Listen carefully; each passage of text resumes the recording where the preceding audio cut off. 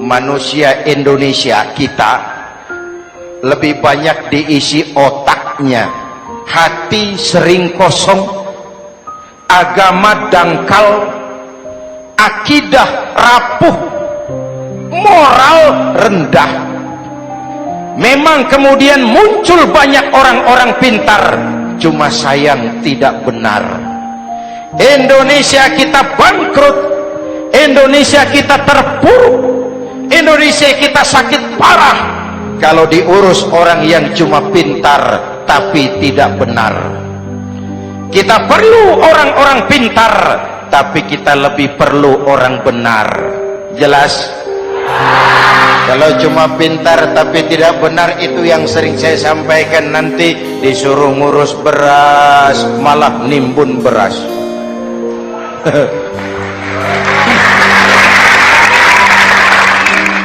Disuruh ngurus laut malah jadi bajak laut. Disuruh ngurus hutan rame-rame jadi orang hutan. Jutaan hektar hutan Indonesia kita ini merupakan kekayaan sumber daya alam kita yang harus digunakan bagi sebesar-besar kemaslahatan rakyat. Yang disuruh ngurus hukum malah bikin hukum seperti pisau, tajam ke bawah, tumpul ke atas. Jangan heran lalu di masyarakat muncul street justice, pengadilan jalanan, sebagai refleksi dari ketidakpuasan melihat sikap hukum yang sangat berpihak. Kalau yang kecil salah, hukum cepat-cepat ditegakkan.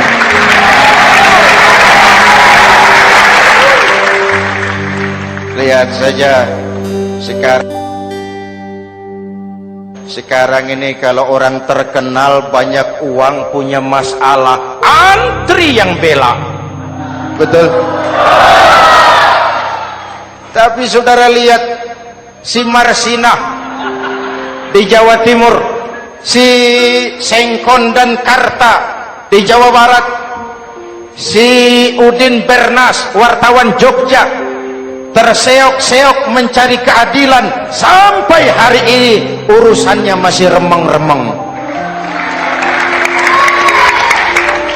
Kenapa bisa begitu? Jawabannya sederhana, tidak ada fulus. Ada fulus mulus, tidak ada fulus manfus. Betul? Jangan sampai para penegak hukum kita terjebak pada lagu baru, maju tak gentar membela yang bayar. Biar bertentangan dengan nurani, biar bertentangan dengan public opini, biar bertentangan dengan rasa keadilan, siapa yang bayar itulah majikan. Mau benar atau salah, belain terus. Kalau seperti inilah hukum kita, mafioso keadilan akan tetap gentayangan. Hadirin yang saya hormati, 13 tahun beliau berjuang di Mekah, meluruskan keyakinan, memantapkan akidah, meneguhkan iman. Dari situ segalanya dimulai, dan ke situ segalanya akan menuju. Intan paling mahal, mutiara paling berharga, tidak lain adalah nilai-nilai keimanan. Kalau itu sudah tergadai, apalagi yang bisa kita banggakan dalam kehidupan ini? Kita merasa harta kita berharga, belum ada artinya ketimbang iman. Kedudukan kita punya nilai pun belum ada artinya ketimbang dengan nilai-nilai keimanan. Itu intan paling mahal, itu mutiara paling berharga. Harta baru ada manfaatnya kalau dilandasi dengan iman. Jabatan dan kedudukan baru terasa gunanya kalau dilandasi dengan keimanan.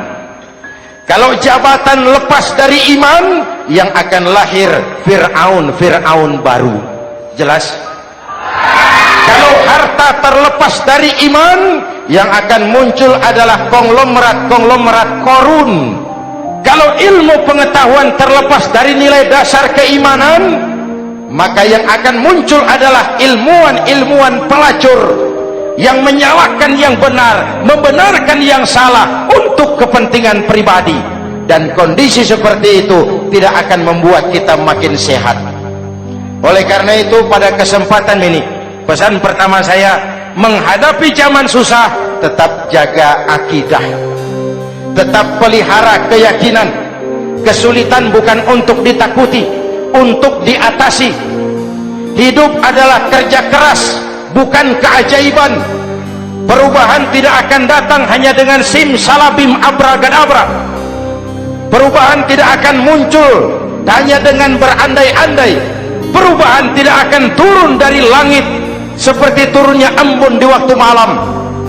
Perubahan adalah kerja keras, sehingga Al-Quran membimbing kita, innallaha la yughayyiru ma biqaumin hatta yughayyiru ma bi anfusihim.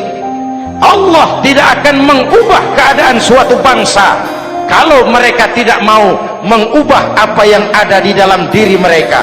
Yang ada di dalam diri itu rule of thinking, state of mind, cara kita berpikir, cara kita memandang kehidupan, cara kita mengatasi persoalan. Hadirin yang saya hormati, inilah iman. Berangkat dari ini kita menyadari ini ujian buat kita rakyat. Dan kita rakyat Indonesia ini kalau sama susah sih sudah kenyang. Ya Pak? Ya Pak? Kita ini sebagai bangsa mengalami apa yang disebut oleh Bung Karno up and down, naik turun, timbul tenggelam, pasang surut. 350 tahun dijajah oleh Belanda, kita susah. Berangkat Belanda masuk Jepang, susah lagi. Pergi Jepang, datang nikah, susah lagi. Lalu kita merdeka, dirongrong oleh berbagai pemberontakan, susah lagi. Makan bulgur, antri minyak. Lalu PKI berontak, susah lagi. Muncul orde baru, lama-lama susah lagi. Orde baru selesai, naik reformasi, mulai repot nasi, susah lagi.